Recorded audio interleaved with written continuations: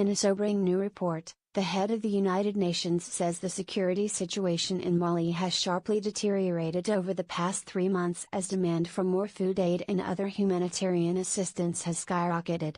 The assessment by UN Secretary-General Antonio Guterres coincides with the presence of Canadian peacekeepers in Mali, and suggests the country is in many ways worse off now than when they first arrived in June. Not that there haven't been some hopeful signs, including successful presidential elections in July and August and a marked decline in the number of peacekeepers killed or wounded despite continuing attacks by armed groups. That is reflected in the fact that while the Canadian military's primary task in Mali is to evacuate injured UN peacekeepers by helicopter, they have so far only conducted 2 such missions, both on September 11.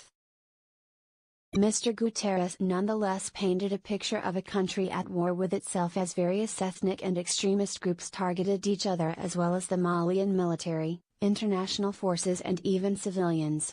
The result was the largest number of civilians killed, 287, in one 3-month period since UN peacekeepers first arrived in the country in 2013. While thousands more have been forced to flee their homes to escape the violence.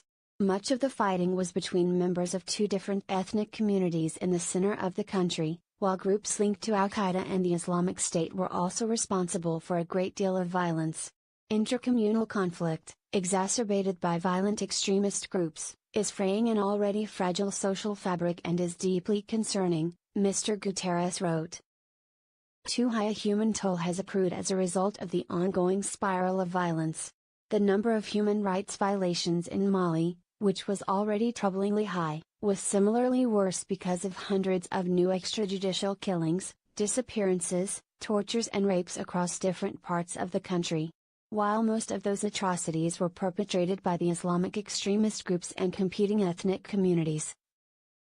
The Malian military itself was implicated in 18 violations, including one mass killing that is being criminally investigated.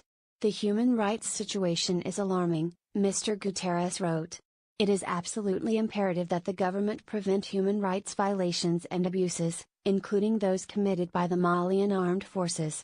Further adding to Malians' woes were severe floods in some areas and drought in others that, when combined with the fighting, had doubled the number of internally displaced people and left 1 in 4 needing humanitarian aid.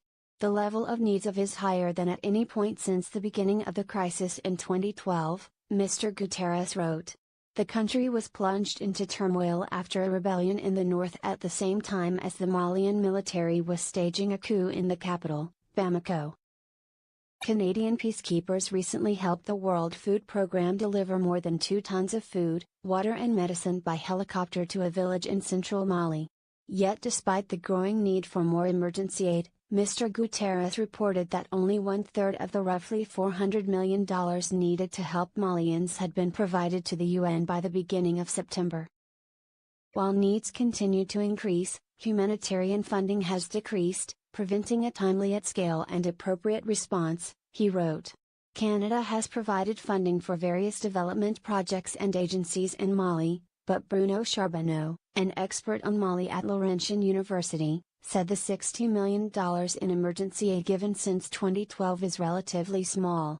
Most of that money was also pledged immediately after the rebellion in the north and the coup.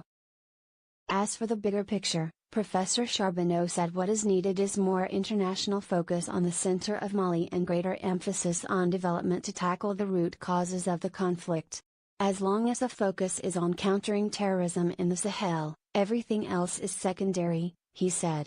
And I think it's a bad reading of the situation based on assumptions about the dynamics of the conflict and its causes.